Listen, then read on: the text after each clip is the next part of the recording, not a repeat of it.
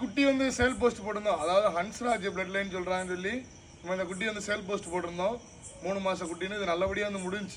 நிறைய பேர் கேட்டவங்க ஃபுல்லாக என்ன சொல்லி கேட்டிருந்தாங்கன்னா, என்னென்ன பட்ஜெட் எவ்வளோ பட்ஜெட் வருது இவ்வளோ பட்ஜெட் வருதுன்னு. அதாவது குவாலிட்டிக்கு ஏற்ற மாதிரி தான் பட்ஜெட் மாறும். எல்லாமே வந்து ஒரே விலையில் வந்து இருக்காது. இத்தனை மாதத்துக்கு குட்டி என்னென்ன எவ்வளோ பட்ஜெட் வருது அப்படின்னு சொல்லி வந்து கேட்டிருந்தாங்க. அவங்களுக்கான பதில் அந்த குட்டி எவ்வளோ இயர் ப்ரொஃபைல் எவ்வளோ பக்காவாக இருக்கு பாருங்க, எவ்வளோ ஃபேஸ் ஸ்ட்ரக்சர், இந்த பிளேஸு எவ்வளோ லட்சணமாக இருக்கு பாருங்க. அதுக்கேற்ற மாதிரி தான் குட்டியோட ரேட் மாறும். சரிங்களா?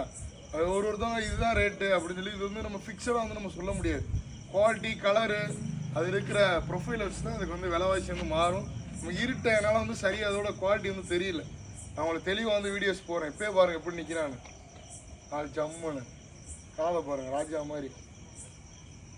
நல்லபடியாக முடிஞ்சு சப்போர்ட் பண்ண எல்லாருக்கும் வந்து ரொம்ப நன்றி. சரிங்களா?